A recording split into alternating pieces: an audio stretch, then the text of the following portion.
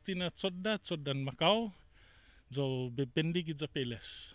Bernard Watson is a native Guamanian whose mother is Chamorro. He grew up on a subsistence farm here on Guam, and for the most part, he's been farming much of his adult life. It's no big secret, just takes a lot of time and effort.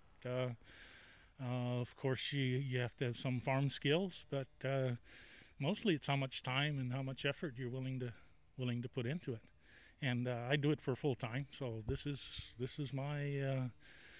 way I make my living.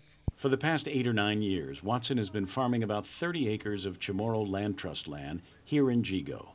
The recent assessment team report gives him high marks for not only knowing the CLT's regulations, but obeying them. There's some quite a few rules and regulations, but if you stick to it, it's relatively easy to comply with. We've got a couple things like the containers.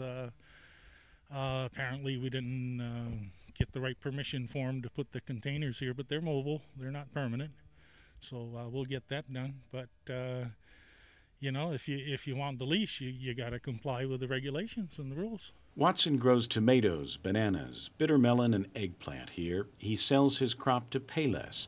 He has hired 2 workers to help him, and he pays them minimum wage only. He makes sure to deduct the FICA taxes, he says, and he knows there are a lot of leaseholders out there who don't. They're paying cash, and they're not paying minimum wage now. You know that? Yes, yes. Worse, says Watson, are those leaseholders who smuggle in and use illegal pesticides over the northern waterlands. Myself, it's quite pricey.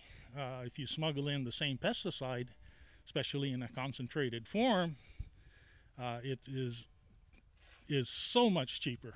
Has that happened? Are there cases of that? Yes, there are cases, and as I said, you need to talk to EPA, and they'll. It's not a secret. I mean, they've got cases that are pending of people smuggling in illegal pesticides. Watson has heard the reports about widespread abuses on other CLTC leased properties, people who underpay workers and don't pay their taxes. He shakes his head. I don't know. You know, what can you say? I just don't know how it deteriorated to this point. Should have been caught years ago, because it's not a new. It's nothing new.